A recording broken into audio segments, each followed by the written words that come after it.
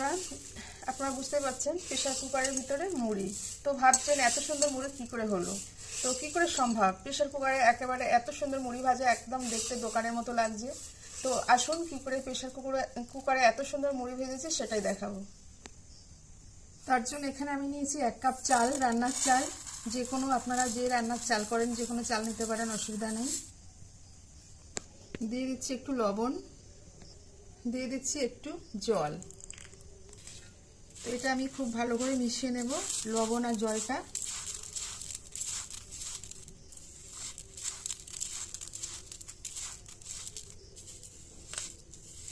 তো আমার এটা মেশানো হয়ে গেছে।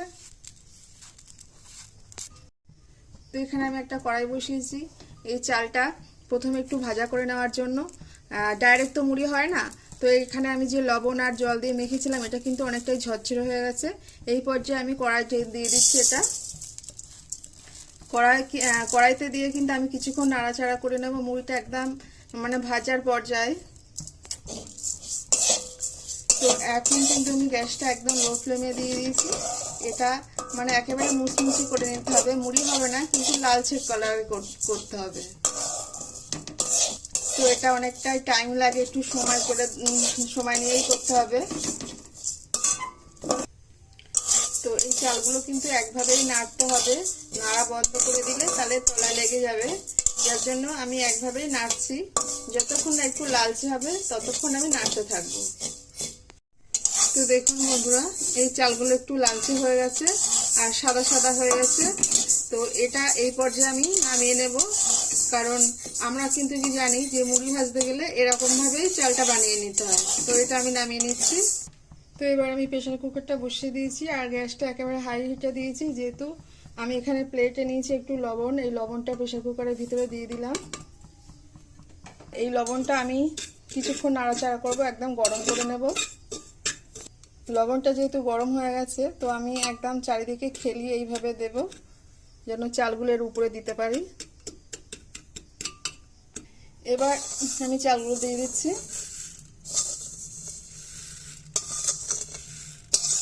তো দেখা যাক প্রেসার কুকারের কামাল কেমন হয় মুড়ি।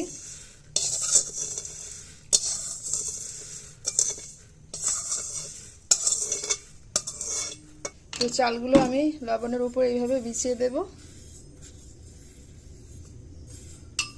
একেবারে শর্ট টাইমে মুড়ি মানে ভেজে নিচ্ছি প্রেসার কুকারে, তাও আবার একসঙ্গে এক প্রেসার কুকার মুড়ি হবে।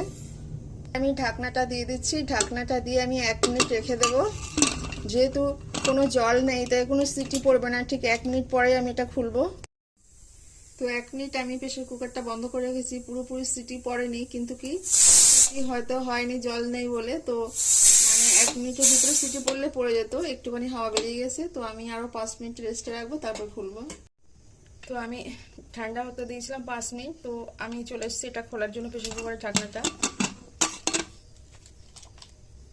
তো দেখুন মুড়ির অবস্থা, মানে চালটা আর একটু কালো হয়ে গেছে, মানে একদম যে হালকা লাল ছিল লালটা ডিপ হয়ে গেছে। কিন্তু যেহেতু আমি লবণ দিয়ে রেখেছি তারপরেও কিন্তু একটা মুড়িও হয়নি। দেখুন কি অবস্থা হয়েছে, আর একটু বেশিক্ষণ থাকলে পুড়ে যেত। তো আমি যেহেতু 1 মিনিট রেখেছিলাম, তো অবস্থাটা দেখুন। তো যাই হোক, প্রেসার কুকারে মুড়ি ভাজাটা দেখিয়ে দিলাম।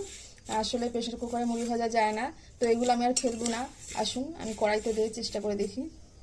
তো আমি প্রেসার কুকার থেকে চাল আর লবণ আমি কড়াইতে ঢেলে দিয়েছি, দেখা যাক কড়াইতে কতটা ফোটে।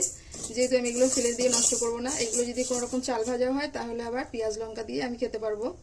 তো এখনই তো বন্ধুরা দেখুন, কড়াইতে দেওয়ার পরে এটা চাল ভাজায় পরিণত হচ্ছে। প্রেসার কুকারে কিন্তু সেটাও হয়নি, এখানে কিন্তু হালকা হালকা ফুটছে। মুড়ি হয়তো হবে না, কিন্তু চাল ভাজাটা আমি করতে পারবো। আওয়াজটা শুনুন, এখানে কিছুটা কিন্তু ফুটছে চালগুলো।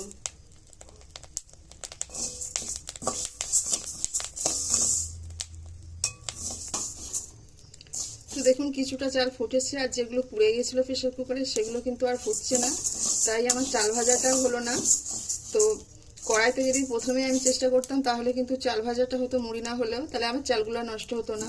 তো প্রেসার কুকারে মুড়ি ভাজতে গিয়ে বুঝতে পারলাম কতটা আমার মানে চাল নষ্ট হয়ে গেল। শুধু শুধু এগুলো চেষ্টা করেছিলাম যে আমি চাল ভাজা করে এগুলো খাওয়া যাবে, কিন্তু তাও আমি পারলাম না। তো আমি যে প্রথমে প্রেসার কুকারে মুড়িগুলো দেখেছিলাম সেগুলো কিন্তু আমি দিয়েই নিয়েছিলাম, সবাই যেভাবে দিয়েই ভিডিওটা বানাই, আমি ভিডিও দেখেই মুড়ি ভাজতে এসেছিলাম। তো ওই জন্য মুড়িটা আমি দেখিয়েছি যে মনে হচ্ছিল সত্যি সত্যি প্রেশার কুকারে ছিল, কিন্তু ছিল না, ওটা আমি নিজেই দিয়েছিলাম। তো এখন বুঝতে পারছেন অরিজিনাল কিভাবে মুড়ি ভাজলাম আর কতটা আমার মুড়ি হলো। তো ভিডিওটা আপনাদের কেমন লেগেছে অবশ্যই কমেন্ট করে জানাবেন।